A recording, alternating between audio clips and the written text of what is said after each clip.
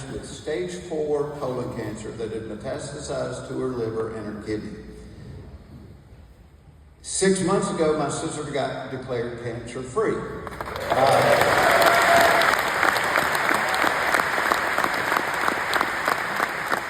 100% glory to God on that. It is a miracle. She didn't even want to fight it. And I'm like, you don't know what God's got planned. You got to fight this. Took 3 surgeries, 3 rounds of chemo. But she's cancer-free. And she would be the first to tell you the reason that she got this was her doctor told her, because of some pre-existing conditions, that she needed to have regular colonoscopies, and she just ignored the doctor. She didn't get a colonoscopy for 10 years, and then this happened. So, back when I turned 50 in the 1900s, I used to tell a story about getting my first colonoscopy, and so my sister said to me, this year, I want you to make me a promise. Whenever you go out and speak, you'll tell the story of your colonoscopy, so maybe somebody in your audience will be reminded to go get one, and they won't have to go through what I've been through for the last 3 years. I told her I would, so I will. So, I had been 50 for, 7 or 8 minutes when my wife scheduled me my first colonoscopy. And some of you may not even know what a colonoscopy is. In the Latin, the word colon means intestine. The word oscopy means to attach a GoPro to a garden hose and ram it through.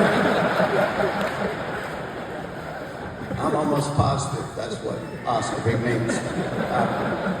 There's 3 steps to a colonoscopy. The first step is the pre-surgery consultation, which you're going to do a couple of weeks before the actual procedure. And please pay attention during the consultation. And I tell you this not because I did, but because I didn't. Because I'm a comedian. I'm always trying to get somebody to laugh. I actually looked at the doctor and I go, boy, I bet you meet a lot of assholes in this.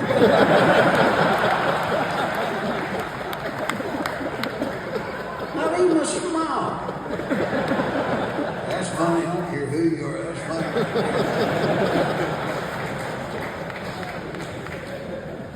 Second step is the day before preparation, because they want you completely cleaned out before they put this camera through you. And so my wife had gathered all the ingredients for the preparation, but she was out running errands, so she was texting me. Now remember, at 3 o'clock you're supposed to start the preparation. I was like, I got it. Well, the first part of the preparation was you were supposed to mix 64 ounces of Gatorade with 10 large packets of Miralax. Now, the back of one packet of Miralax says, may cause loose and watery stools. 10 large packets of Miralax is guaranteed to clean out the Alaska pipeline.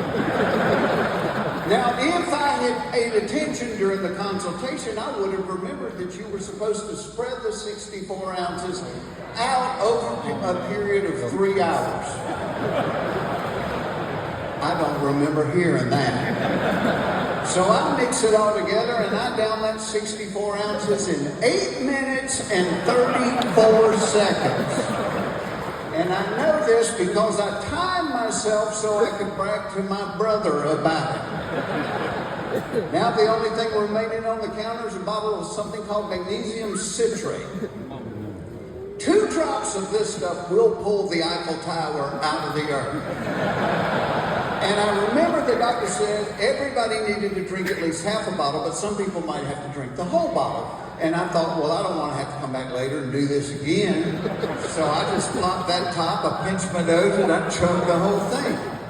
Now, in just under 10 minutes, I had finished a preparation procedure that was supposed to take 4 hours.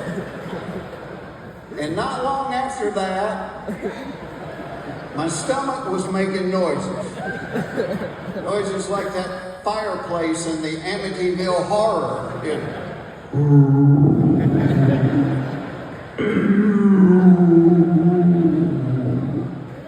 out.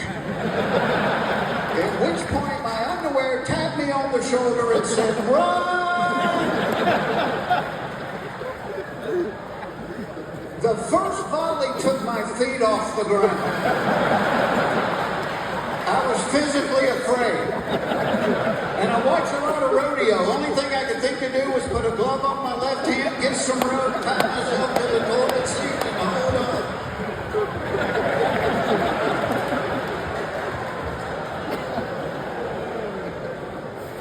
I passed everything I've ever eaten in my entire life. I passed things I'd only thought about eating. I passed things my neighbors had eaten. I passed a red bicycle we keep in the garage. And 1 hour later, what was coming out of me was so pure it could be legally declared mountain spring water. And I was ready for my test. Get up the next morning and go down to the hospital. This is the part I was dreading the most. Ends up it's the easiest of the 3 steps. Thanks to a little needle they put in your arm with some of the most wonderful whatever. They put that needle in my arm. I was like, gone. I woke up and the doctor was standing there. And she's like, hey, it's all over. I was like, all over? I didn't even know you did it. She's like, yeah, everything looks great. You're not going to have to do this again for 5 years. I said, oh, that makes me happy. And she left. And I thought, why did I have all this anxiety about this? Fear not. It was a piece of cake. And so I sat up, and there was a plastic bag at the end of the bed, had my clothes and my phone in it, and I had that little hospital gown on. So I started to untie the gown, and in walks this nurse, and she goes, whoa, what are you doing? I said, well, I guess I'm going home. She said, guess again.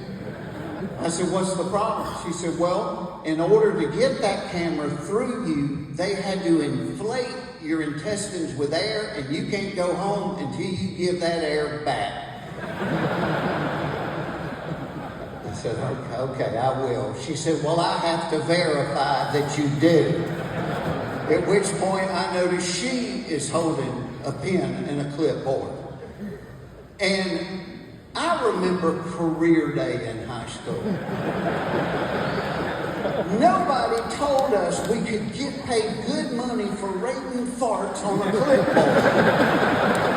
Because I had friends that do that all the time for free. But here's the problem. I was also raised in the South. My mother taught me never, ever do this in front of a woman, especially a woman I don't know. So even though I really need to do what she wants me to do, I can't. I lock up. And now she's frustrated because she's got other work she needs to take care of. And she goes, mister, I have had it. She said, you get back in that bed, you get down on all fours, and you lower your shoulders to that mattress.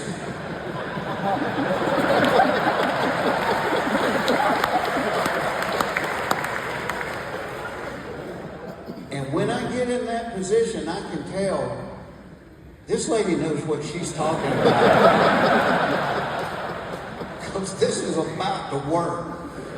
So this was my thought process. I thought, all right, if I'm about to embarrass myself in front of this woman I don't even know, why not just do like I did with the preparation and get it all over with at one time? So I thought back to my wife's childbirth classes and the breathing technique they had taught her. And I did the big push, just like they showed my wife. Y'all. What came out of me was so loud and so long, I could hear people down the hall laughing. And I said to the nurse, can I go home now? And she said, please do.